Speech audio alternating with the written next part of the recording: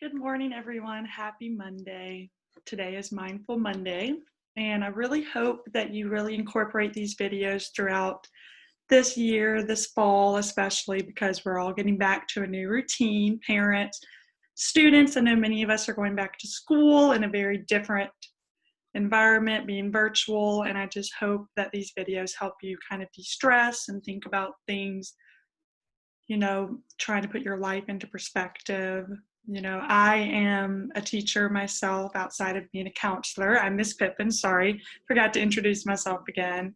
Last week we did just a little video just on, maintaining mindfulness and doing a practice that, you imagine a mountain, and when you think about things outside of yourself, you're able to put your life into perspective.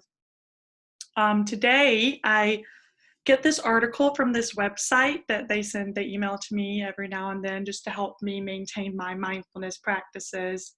It's no lie, Miss Pippin had a very tough week this past week with some personal things that I was dealing with, and so it happens, guys. It's not a secret. It's nothing to hide or run away from. And so I've been taking this weekend just some time to myself, prepping mentally for my students on Monday.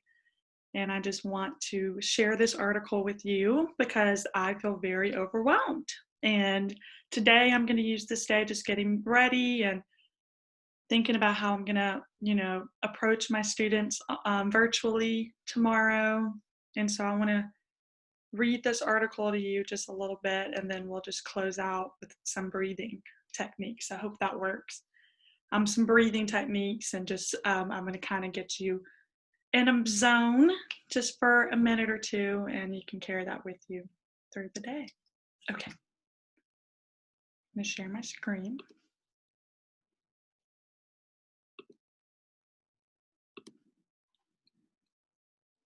All right, here we are. So this article comes from Life in Focus. It is they send you, if you like mindfulness practices, you can sign up for their articles and they'll send them to you. You just go to this website and they have different speaking, different workshops, different therapy.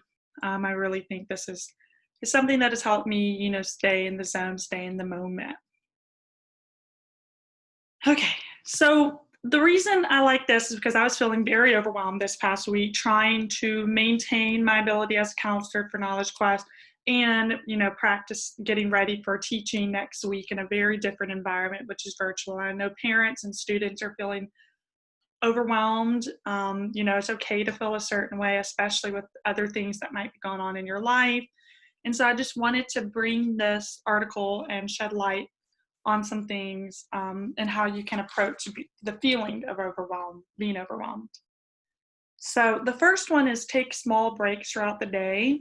I'm definitely one of those people. I go until I run myself very, very tired and exhausted. And it's just easier just to kind of stop and take a minute.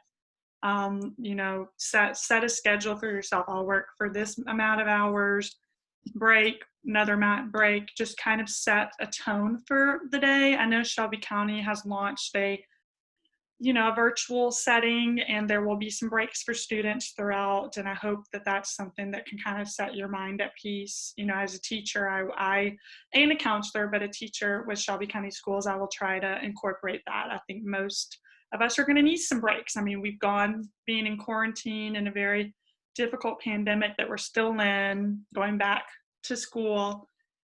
So just take some breaks. All right, number 2 is interesting. I've never heard of this before. It's called Apply the 5-Minute Principle.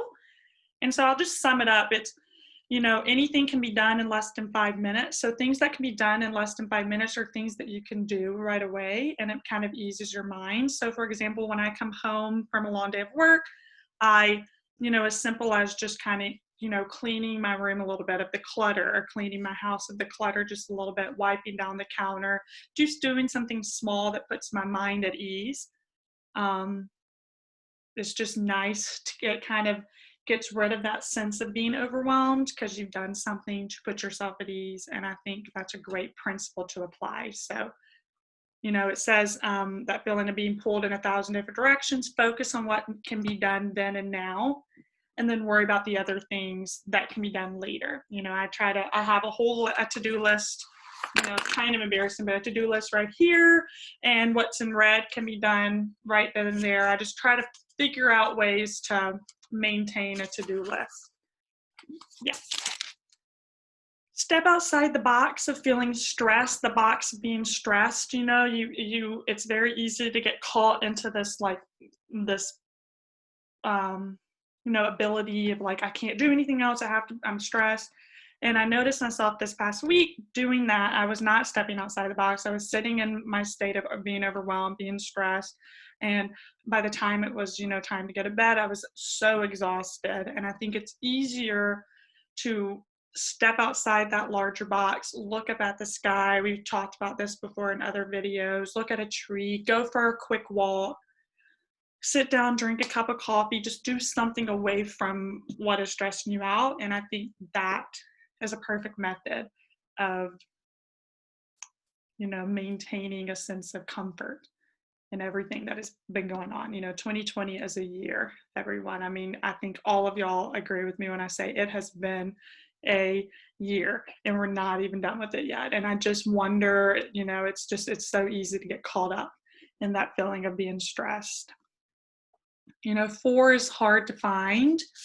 You know, cultivating a sense of silence and solitude. I think it's so important to do that. Having that, you know, sense of sitting down 2 to 5 minutes, sitting in silence. You know, people kind of, you know, steer clear of that. It's very, you know, you get afraid to sit with your own thoughts. I've definitely been there, but it kind of in your mind. It's you sit down and you start thinking about, this is what needs to be done. This is how I'm feeling in this moment, just kind of taking in that feeling. And then I'll just highlight this right here, focus on what you need first. You know, it was very easy for anybody to be pulled in so many different directions, but you come first. I want to say that again, you come first. You have focuses. If you can't take care of yourself, how do you expect yourself to take care of other people? You come first. It's a big part of my whole, you know, moment. But I'll attach this article hopefully in the video, and hopefully you can see it. It'll be at the bottom of the video. I hope that you take it in and read it. All right, I'm gonna stop sharing. All right, so these last few minutes, I just kind of, you know, we talked about those 5 things. I kind of want to transition and shift into just a moment of sitting here together. I know I'm recording myself and you'll watch it later, but I really want to practice, you know, a moment of just kind of breathing. You know, you think it's silly because you breathe every day, all the time, 24/7, every minute, but it's important to intentionally breathe and take it in. Just breathe. In your nose, out your mouth.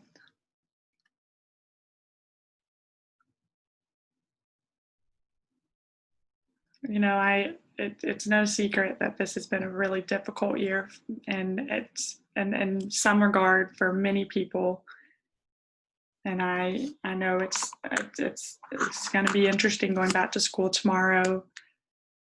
But I think if we all come to an agreement that we're all, you know, struggling in our own way, I think we can find peace and know that if we just sit down and breathe and practice that, it'll set the tone for the rest of the day.